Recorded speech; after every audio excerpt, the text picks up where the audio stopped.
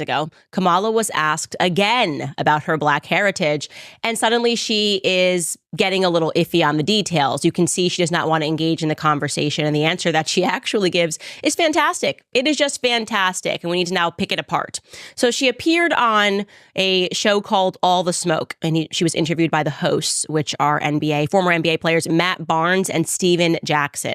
I want you to pay very close attention to her answer here. Take a listen.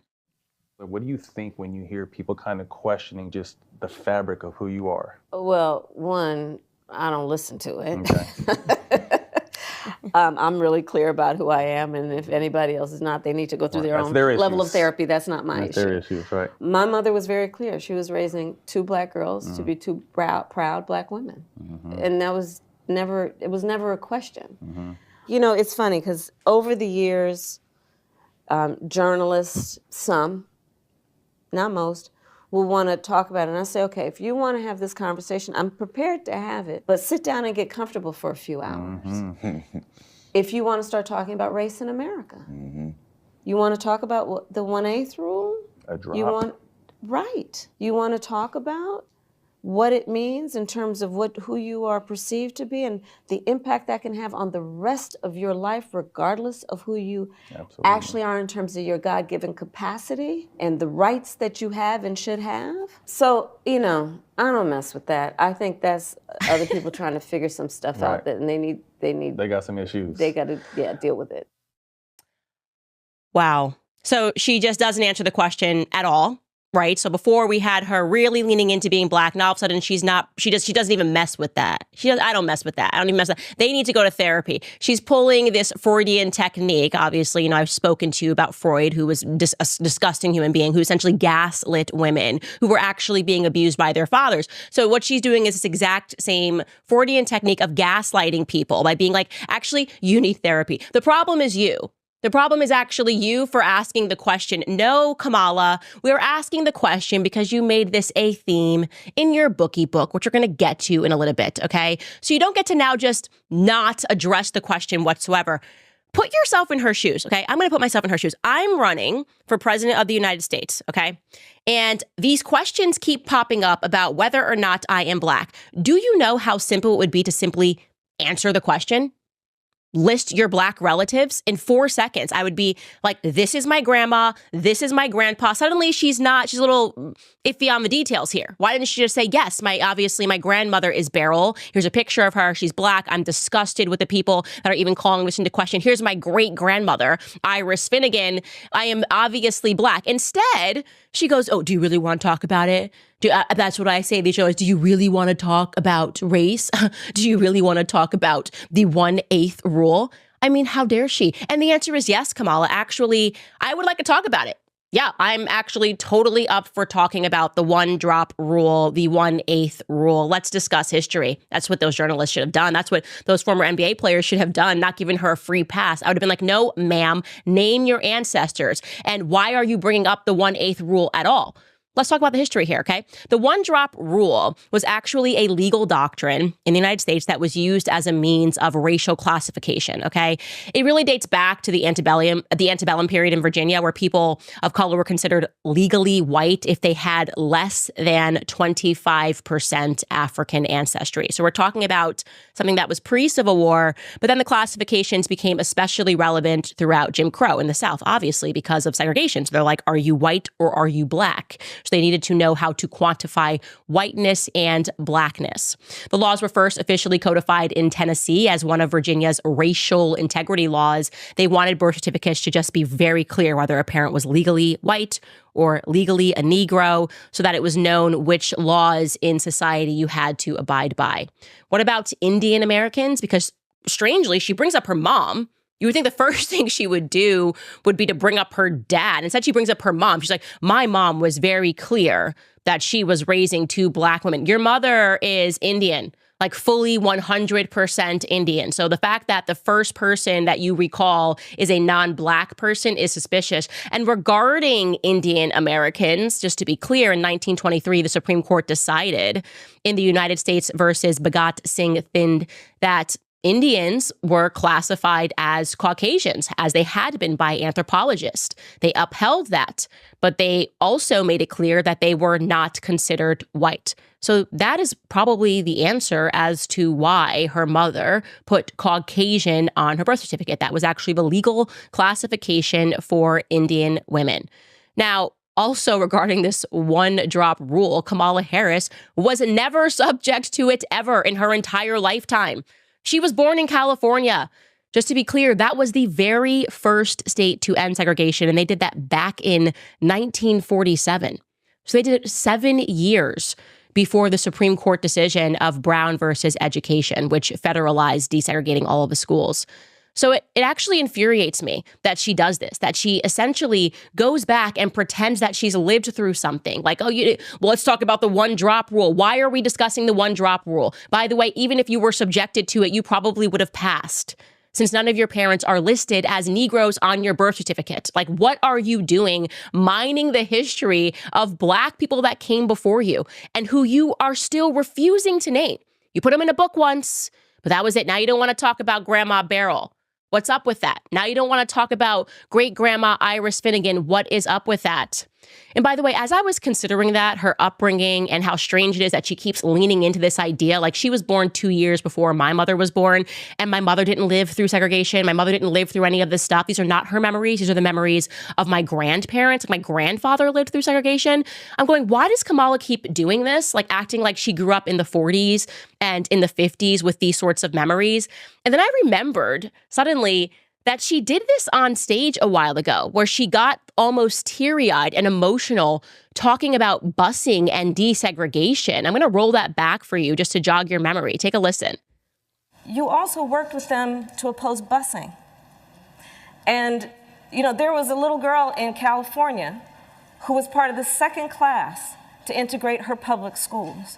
And she was bused to school every day. And that little girl was me. Okay. Oh my God. Guys, so you watch that clip, okay? You're an American. You see she's getting a little choked up, and you can instantly assume that what she means is that she was like a Ruby Bridges.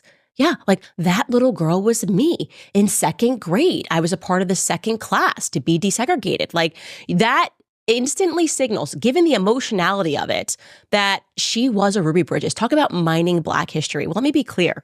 She intentionally misled people here to make them believe that she was a young Ruby Bridges. This is how disgusting and despicable this woman is. She wanted people to go back in their minds to all they learned about Ruby Bridges, the images of Ruby Bridges having to be protected by police as she entered into that school in Louisiana. She wanted people to go back in their minds to that. That's why she's getting all choky. She's like on the brink of tears. That little girl. So to be perfectly clear here, that little girl went to Thousand Oaks Elementary School in Berkeley, and far from that impression she's giving, she did not live through any desegregation or any real desegregation at all, because as I mentioned, the schools had already gone through that before she was born, literally before she was born in 1947. In fact, the school district had to issue a statement after that performance on stage. And this is what they had to put up on their website for clarification. They wrote, "There has been some confusion in the media and social media around the Berkeley schools and integration due to the fact that our high school was already integrated, as evidenced, for example, by high school yearbooks, which show children of many race and ethnicities at school together prior to 1968. In Berkeley, we only have one comprehensive high school, so it was integrated by default. Our elementary schools, however, reflected the racial composition of our neighborhoods, which, like many neighborhoods across America, reflected the history of segregation stemming from policies which restricted the opportunities of non-white residents." So then they go on, "We recently celebrated the 50-year anniversary of our voluntary busing plan." And you can find additional details here. So let me clarify to you what actually happened in her childhood. There was no desegregation effort that she had to live through. She was not Ruby Bridges. Rather, what they realized was because of the past in which you had Black people all living in one neighborhood, and this was contributed sometimes because of like red line districting. You had Black people living in one neighborhood, you had white people living in one neighborhood. What ended up happening was that you had schools which were like majority Black and which were majority white. And so what they wanted to do in Berkeley was to be the first to offer a busing plan to turn that around so that the buses would pick up students that lived far from the white school and bring them over there so that the schools would be more evenly mixed. That's what she's describing. So after they put and implemented this busing plan, Kamala was the second or third class since they had implemented this busing plan. Nothing to do with desegregation, just an effort to say, okay, we're realizing now if people are just districted according to where they live, you're going to have these schools that are like 85% Black and some schools that are 85% white. That's what it is. So just thinking about the emotionality and how tricky she's being here, again, trying to allude to like some Ruby Bridges scenario, really makes me angry. It is just so unacceptable. I just can't stand this fraud.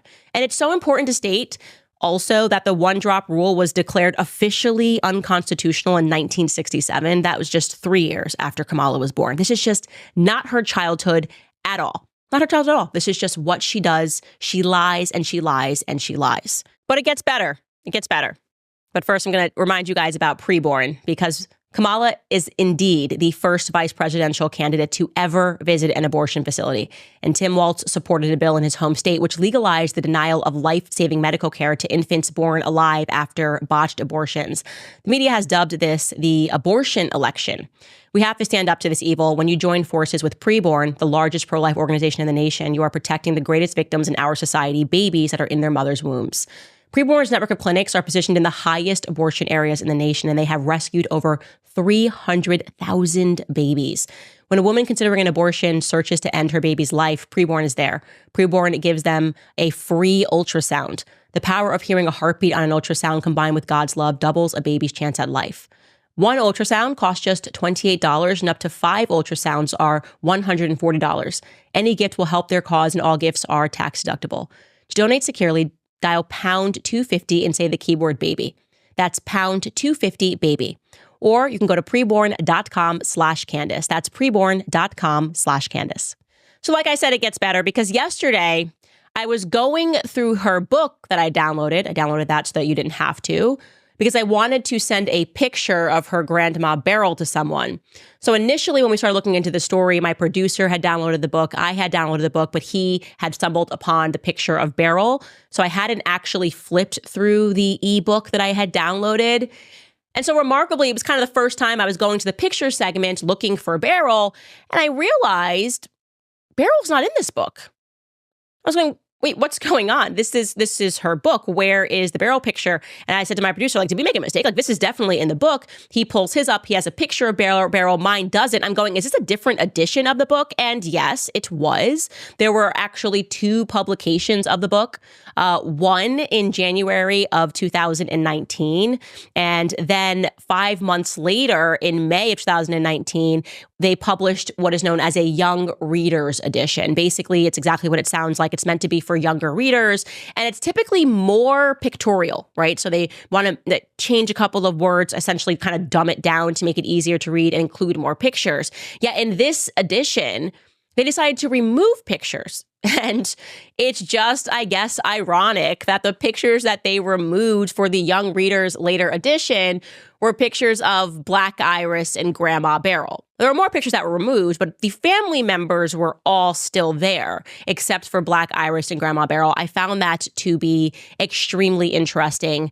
But suddenly I realized that I had never flipped through the book that had more pictures than the edition that I was holding. And I started going through them, and you guys are not even going to believe just how diabolical Kamala Harris is. It was just, I'm going to have to just go through this calmly because I am telling you, as a Black person, it's actually offensive how hard she tried to Blackify herself. And it made me think of the entire Emmanuel Macron, Brigitte Macron scandal, because the journalist that broke that story essentially said that what they do when they're running is they publish a book, and that is the legend that is established, essentially, because people in their minds think, oh, well, if it's in a book and a publisher agreed to publish it, HarperCollins published this book about Kamala, they must have fact-checked this, and all of this must be true. People have this wrong perception that if a book is published as nonfiction, that there was some effort of due diligence, which means that everything that you're reading is not fiction. So they do this. Like it's like a rite of passage. I'm publishing this book, and I'm expecting everyone to just accept this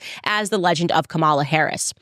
I'm going through these pictures, okay? And aside from Iris, aside from Beryl, she also decided to include some other, what I would describe as noteworthy pictures of herself. Like this one, where she writes, "Sporting my fro. Summer of 1970. But basically, you just know when you go through this that they essentially sat down as a team and were like, we're creating the legend. We need you to be Black. Okay, this was published again in 2019. And they're like, we need that Black vote. Let's make it easy. Give me the blackest photos of you that you can possibly find. Like, to put the caption of her afro is just signaling to Black people, hey, I'm Black, which is ridiculous because there's so many other races that have afros. Puerto Ricans have afros. Spanish people have afros. Jewish people have afros. Mark, my director, is Jewish. He has an afro, okay? It is not like proprietary to Black people, but she's publishing this because like you're just supposed to look at the picture and go, oh, well, she's got an afro. I guess she's Black. She literally wrote that, okay? Then, of course, if you could imagine this team sitting down trying to process how to sell Black, you would go, well, Harlem, right? You got to put some pictures of Harlem here. And there are pictures of her in Harlem. Look at this photo. She just posts up right here, visiting my Uncle Freddie in Harlem. Harlem was always a magical place for me. Now, what's interesting about this picture is the man behind, I don't know if that's actually her Uncle Freddie, right? Like that came to my mind. I'm like, is this just like a guy working on the side of the street and she's just like including him because this picture shows a Black man that's in Harlem and again signals to Black people that like she's with her uncle up in Harlem? Kind of feels that way. But then I realized that she featured some more pictures of her Black aunties and her Black uncles, and we see Uncle Fred again. Take a look at this photo. This is going to drive you guys crazy because I still can't believe it when I read it. So you see three obviously Black people in this photo. You would not question the authenticity of their Blackness. And the caption reads, "I'm blessed with an amazing family. I'll never be able to thank Auntie Chris, Uncle Freddie, and Aunt Mary enough for their constant encouragement and support. They always showed up for me, as they did here at a campaign event for my DA's race that we held at a San Francisco, you guessed it, jazz club, because, hey, we're talking Harlem, we're talking Black people, we're talking afros. Let's also post a picture of you in a jazz club with your aunties and your uncles. And like Black people will just accept that you only have all these photos because you're like super Black. But then I said, wait a second, she doesn't have an Aunt Mary or an Aunt Chris, or an Uncle Fred. I've been deep in this woman's genealogy. Who are we talking about here? These people do not exist. And I said, is it possible that like somewhere in the book that she's alleging, probably assuming that no one is going to actually read through, she acknowledges that these aren't her real aunties and uncles? And the answer is yes, my friends. There's a passage about Aunt Mary and Uncle Freddie in this book, The Truths We Hold, which is really just the greatest trick ever played on Black America. She writes this, "My mother surrounded herself with close friends who were really more like sisters. My godmother, a fellow Berkeley student whom I knew as Aunt Mary, was one of them. They met through the civil rights movement that was taking shape in the early 1960s and was being debated and defended from the streets of Oakland to the soap boxes in Berkeley's Sproul Plaza. As Black students spoke out against injustice, a group of passionate, keenly intelligent, politically engaged young men and women found one another. My mother and Aunt Mary among them. They went to peaceful protests where they were attacked by police with hoses. They marched against the Vietnam War and for civil rights and voting rights. They went together to see Martin Luther King Jr. speak at Berkeley, and my mother had a chance to meet him. She told me that at one of these anti-war protests, the marchers were confronted by the Hells Angels. She told me that at another, she and her friend were forced to run for safety with me in a stroller after violence broke out against the protesters. But my parents and their friends were more than just protesters. They were big thinkers, pushing big ideas, organizing their community. Aunt Mary, her brother, my uncle Freddie, my mother and father, and about a dozen other students organized a study group to read the Black writers that the university was ignoring. So you guys,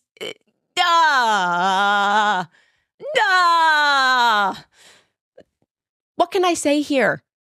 I am being reduced to sound effects. She wrote this book and she starts the sentence with her family. She's visiting her family in Harlem. This is maybe she wrote, I have the best family, and shows multiple pictures of an Uncle Fred that isn't her Fred. Why did she do this? It's not her uncle, okay? It's just not her uncle. It's her mom's friend. And she dedicates so much time to him and the protests. And she's dropping Martin Luther King. And she's dropping W.E.B. Du Bois. And she's dropping so many other people that are Black in this book. For what reason? Because she's performing. Because this is a sleight of hand. Because they quite literally likely sat around in a boardroom and they said, how can we make you Black? I want to see every photo of you ever taken. And I'm going to tell you what in people's minds will just read like Blackness. So we've got Ruby Bridges now in people's memory, being embedded in people's memory. Now we've got this idea of her marching aunties and uncles in Harlem. It's just so unacceptable. It is so unacceptable. After going through all these photos, I made a joke to my producer and director. I was like, oh, what's next? Is there going to be a picture of her just like eating collard greens and cornbread? Is she going to be like, this is me eating collard greens and cornbread. I'm in Harlem. And they said back to me, no, she's done that. I said, no. I said, shut up. That's not true. She's not done that. There's no way. They said, yeah, no, there are clips of her speaking about collard greens. I said, I cannot believe this. Produce me the clip. And they did. Here it is. I have a friend who had a Christmas party, Christmas Eve every year, and she asked me to make the greens for a party every year. And I am not lying to you that I would make so many greens that I'd need to wash them in the bathtub. I'm telling you the truth. So how do you make your greens? Do you put turkey in them? Do you bacon. Nice. My grandma I do puts bacon. She's put Garlic. vinegar. I put white vinegar. Yes. I do. So I start with, I slice up my garlic. Well, but no, first I chop up the bacon fry it. and get all that fat going. Then I put garlic, some chili peppers, and then a lot of water and a little chicken stock. And I let it go for a while before I put the greens in. And then, right, so you get that going and all that flavor. And then I put the greens in for a couple hours. Then I do vinegar. And then I cheat and do a little Tabasco. No, that's okay. Yeah, but Tabasco of all, like I like Louisiana hot sauce, but Tabasco has that right amount of vinegar. Yeah. And so that's how I do my greens. I see why you get invited every year. And she brought it up again at another event. Take a listen. Hey, Marlon, so I know how to make a mean pot of greens. In fact, people used to ask me to make greens for them for Christmas. One year, I had so many that I had to wash that we ended up washing them in the bathtub. So I am not playing around. Black America, listen to me. I'm speaking directly to you because I am not playing around either. If I catch you voting for this woman, I'm going to haunt you. I'm going to haunt you in your dreams. There will be nowhere that you can go where I will not haunt you. This is just, we have to come together. At some point in society, we have to come together to declare this unacceptable. Like, I don't care where you sit on the spectrum. This is the most not okay thing that I have ever seen in the history of politics. This is how she's shoring up Black votes. She's going around talking about collard greens, putting in fake pictures of her uncles and aunties that are Black, while conveniently ignoring all of her aunties and uncles that are white. And people are just eating this up. Let me find that woman that was going, okay, to all that vinegar put into her collard. Okay, let me find her. I'm going to haunt her. I promise you that. But of course, guys, let's get to me speaking to her uncle, because that actually happened. Like I promised you yesterday. I said I had a phone call. I was trying to wait for it to happen yesterday. Well, it happened last night. Part one of our phone call happened last night. We briefly spoke on the phone, I would say for about 10 minutes. And I first want to say just how much I liked this guy. I just had a feel like, okay, I'll be honest. I have a Caribbean bias. My former producer made it very clear to me that I have a Caribbean bias because she'd pitch me stories or like say like Rihanna did this. And I'd be like, I'm not going to say anything bad about Rihanna, or like Nicki Minaj. And she's like, but I have a Caribbean bias. This guy's got a Caribbean accent. My grandma had a very thick St. Thomian accent. So it was just like, I could sense his Caribbean calm. I can't explain to you. And I could just also sense that he was being incredibly honest and forthright. And he was speaking to me. And it was actually like very, I guess I would say just beautiful in a way, because he cared about this. He wanted to reach out because he cares so much about Vioris, you know, and he doesn't want whatever is going on with Kamala to make people have this perception of Vioris. And I told him right away that it was never my intention for him to get inundated. So I want to be clear. My understanding is that it's the press calling, but I want to make sure that there are no Candace Owens viewers that are going out there calling any of these relatives that are still alive, because we can find information online, but we definitely should not be harassing her relatives who have nothing to do with her running, and in many cases don't even agree with her politics. Like this person that I spoke to is a Candace Owens fan, conservative, as many Caribbeans are conservative, because like, you know, on the islands, that it's just not a lot of wokeness. I'll leave it at that. You know, why are you gay kind of a vibe going on. You are gay. It's a little bit more of like an island vibe. Anyways, I just said to him, look, we're just trying to get questions answered about Kamala's heritage because of her father's paper. I said, I have a lot of questions about your brother, Donald Harris. I just am not understanding anything in this paper. And I went through the holes in it. I went through the fact that, you know, he mentions this person growing up, like they all kind of grew up on a farm together, but you're asking the question, like Beryl married this person. Why is he trying to make it seem like everyone grew up as one happy family? Why didn't he even mention Vioris at all, which is kind of the dog that didn't bark? And I asked him directly if he knew the Miss Iris that he is referring to in this book, in the Miss Iris that Donald J. Harris is referring to in his piece, rather, who he says is Iris Nay Finnegan. Again, very strange, because Iris should have never been Nay Finnegan. Finnegan was her married name. And he said, I can't answer that. I don't know that name. I want to be very clear. He has a relationship with Donald. He is close with Donald. They grew up together. He considers Donald his full brother. He has no idea who Miss Iris Finnegan is. This is Donald's brother that we're talking about. So I said, okay, that's of course of some interest to me. I asked him why it is that he's